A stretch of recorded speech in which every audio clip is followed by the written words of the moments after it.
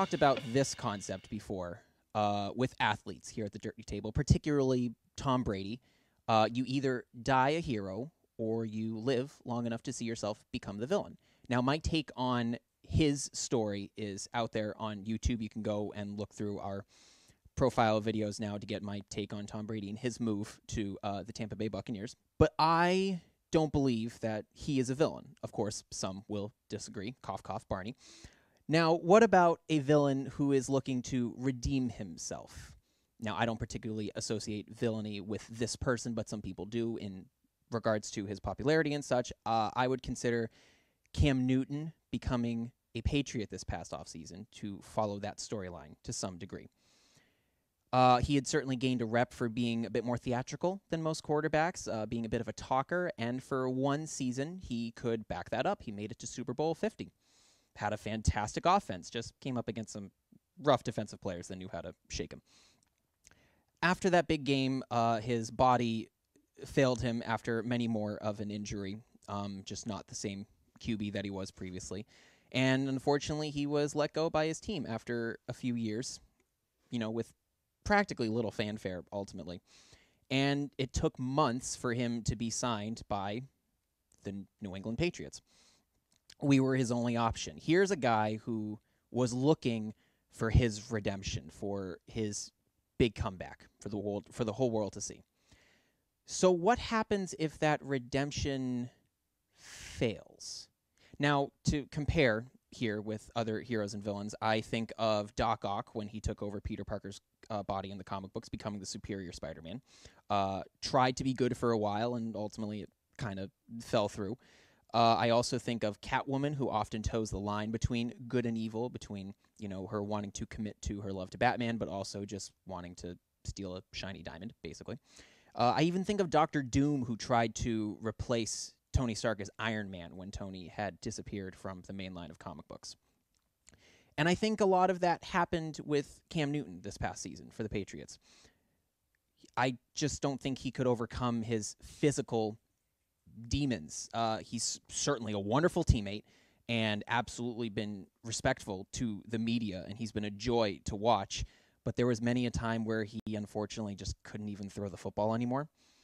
And as a result of this, and as of this recording of the video, it's almost writing on the wall that he's not going to be back with us for the following season, which is unfortunate because I was very happy to be picking up my own Cam Newton shirt just a couple weeks ago. So my question that I'm proposing to you, the audience, is this. Do you get credit for trying to redeem yourself, or do we only care about the end results? Is it about the bottom line of pass-fail, whether you're redeemed or not, or do we look deeper in the journey of said character to see if they accomplish the goals that they had set for themselves? In my opinion, I say that you do deserve credit for trying. When you follow the stories of comic book characters and their paths toward redemption and being good, for lack of better terms, regardless of if it worked out or not, you still become invested in said character, and you usually wind up rooting for them near the end of their story, regardless of whether it worked or not. And I say the same thing about Cam Newton. Maybe, and this kind of relates to the whole Capitol building thing in some way, but maybe we need to stop judging people for past mistakes or for maybe having a bad reputation, especially when they're clearly trying to move on for the better, to become better people or be more positive for their surrounding communities. I'm going to root for Cam going forward, wherever he goes, whatever team he's on. Even if he decided to retire, I would still be a huge fan of his now.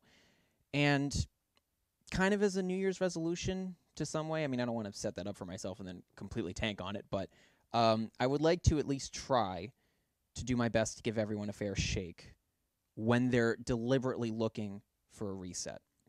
Now, if there are people who obviously aren't willing to try and expecting better results, then, well, no, sorry, I'm not really going to root for you. I think that Cam got what he was looking for by joining us here in New England. And that's why I'm proud to wear his shirt forevermore going forward. I think he's on the right path, and I think it's okay if he needs to take a bit more time to get where he wants to go. We're all on our own different journeys toward success, you know? And I believe in him because deep down, I do think he's a hero. And maybe deep down, there's a bit of a hero in all of us.